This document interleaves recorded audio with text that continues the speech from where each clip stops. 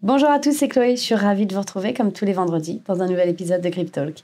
Aujourd'hui, en cette fin d'année, j'ai décidé de déconstruire, de dégommer une idée reçue que j'entends encore bien trop souvent et que je trouve très très dommage.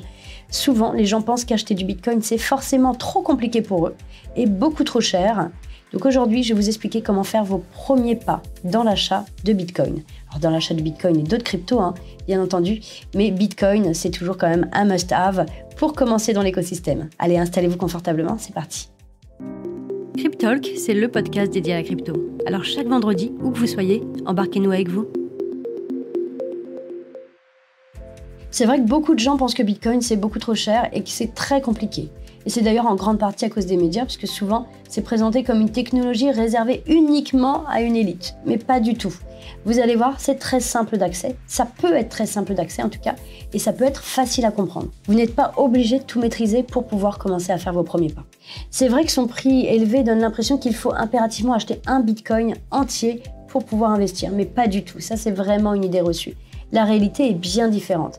Vous allez pouvoir acheter des fractions de Bitcoin et ce qu'on appelle des Satoshi. Un Bitcoin est divisable en 100 millions de Satoshi. Ça signifie qu'avec seulement 10 €, vous pouvez acheter vos premiers Satoshi et commencer à découvrir cet écosystème passionnant sans forcément prendre de grands risques. Donc vous l'aurez compris, il n'est pas nécessaire d'acheter un Bitcoin entier. Prenons un exemple. Si le Bitcoin vaut 30 000 €, avec 10 €, vous allez obtenir environ 0,00033 BTC. Alors bien sûr, il y a des frais à considérer, comme ceux qui sont liés à la transaction, et ceux-là peuvent varier d'une plateforme à une autre. C'est pour ça qu'il est très important, pour commencer vos premiers pas dans l'achat de crypto, de comparer les plateformes sur lesquelles vous allez investir, sur lesquelles vous allez acheter de la crypto. Vous avez plusieurs plateformes fiables et connues en France, notamment vous avez Coinbase, vous avez également Binance, vous avez également Kraken, ou vous avez également chez nous, chez Filmining, vous allez dire je prêche pour ma paroisse, mais je sais que le produit est bon, donc je préfère vous en faire profiter également. Et vous avez également Wiggle qui est notre service de paiement euro-crypto sur lequel vous allez pouvoir acheter également de la crypto et mettre en place des stratégies de DCA. Le DCA, je vais vous en parler un petit peu après, si toutefois vous n'avez pas déjà écouté mes nombreux podcasts sur le sujet. Tout ça pour vous dire que dans un premier temps, il va falloir choisir la plateforme sur laquelle vous allez faire vos premiers pas.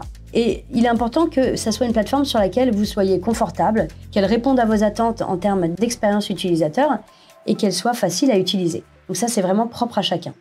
Vous allez après définir un budget de départ. Il peut être aussi bien de 10 € jusqu'à 200 € et même plus.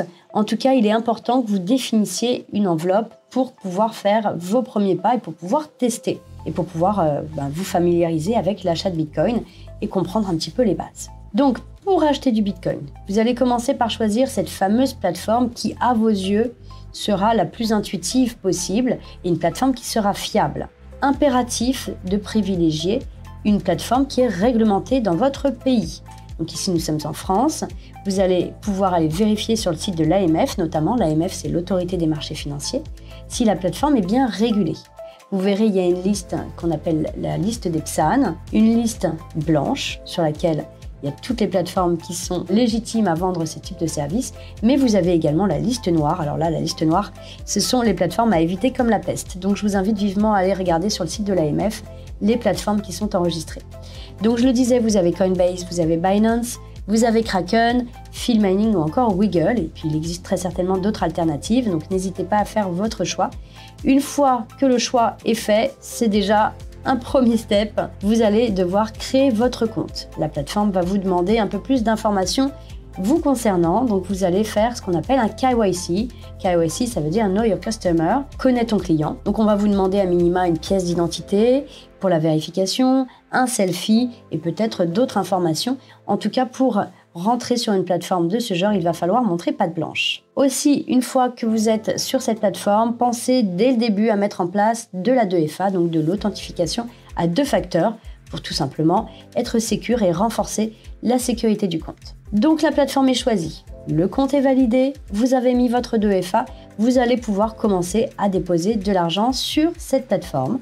Alors ça peut être par le biais de votre carte bancaire, mais ça peut être également un virement SEPA ou tout autre mode de paiement qui sera disponible sur cette plateforme. Une fois que le compte est crédité, vous aurez un accès à l'option d'achat. Vous allez rentrer le montant en euros que vous souhaitez investir. 10 euros, 20 euros, 50 euros et plus, ça c'est vous qui voyez. Par exemple, en investissant 20 euros, vous allez obtenir une fraction de Bitcoin en fonction de son prix actuel, donc en fonction de son cours. Et vos Bitcoins vont être stockés directement sur la plateforme. Attention, vous pouvez décider de les stocker directement sur la plateforme que vous aurez choisie, mais vous pouvez également choisir de les retirer vers un portefeuille externe, donc là qui sera totalement décorrélé d'Internet.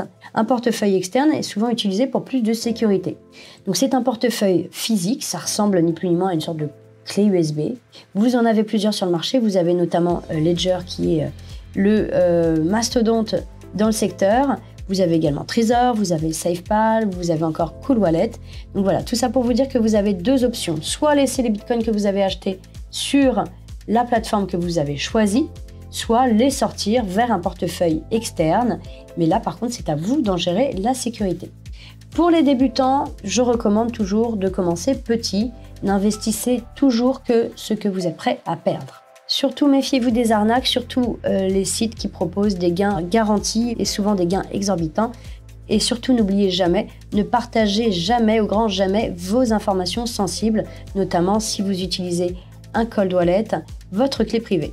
Et pour finir, je vous conseillerais d'adopter une vision long terme. Le Bitcoin est très volatile, vous le savez, mais une stratégie d'épargne progressive, ce qu'on appelle le DCA, donc le DCA c'est le Dollar Cost Averaging, j'en parle très souvent dans mes podcasts, si vous m'écoutez, vous n'avez pas pu passer à côté, ça va vous permettre d'investir de manière régulière, tout en lissant les fluctuations du marché. Ça va vous permettre, par exemple, de mettre 20 euros tous les mois à la même date sur du Bitcoin. Et le Bitcoin sera acheté du coup à des prix différents puisque, vous le savez, le Bitcoin est volatile et donc le prix n'est jamais le même. Donc ça va vous permettre de vous décorréler des cours. Ça va vous permettre d'acheter la même somme tous les mois. Donc vous, votre budget est totalement respecté et ça vous permet de lisser votre investissement puisque vous allez acheter tous les mois. Donc voilà, ça c'est une stratégie qui est vraiment très très smart à utiliser. Donc n'hésitez pas à la mettre en place. Tout ça pour vous dire qu'acheter du Bitcoin, ce n'est ni cher, ce n'est ni compliqué, c'est à la portée de tout le monde, même avec un petit montant. Et vous verrez que vous y prendrez très certainement goût, comme grand nombre d'entre nous, pour pouvoir un petit peu explorer d'autres horizons, d'autres cryptos, et puis de monter un petit peu les levels en termes de montant. Après, restez toujours prudent. Et comme je le disais tout à l'heure, ne mettez toujours que des sommes que vous êtes prêt à perdre au cas où, puisque la volatilité reste quand même le maître mot chez Bitcoin. En tout cas, il n'est pas trop tard pour investir, même si vous voyez actuellement que le Bitcoin flirte avec les 100K. Il n'est pas trop tard, le Bitcoin a encore beaucoup à prouver. Voilà, j'espère que ce podcast vous aura plu. N'hésitez pas à liker, partager et mettre en favori si vous êtes sur une plateforme de streaming. Il me reste à vous souhaiter de très belles fêtes de fin d'année en famille. Profitez bien de vos proches, profitez de ce moment de répit et c'est peut-être aussi le moment de mettre en place de très belles résolutions pour 2025, à savoir mettre un premier pas dans cet écosystème si passionnant. Je vous retrouve la semaine prochaine pour un nouvel épisode. En attendant, prenez soin de vous. Ciao.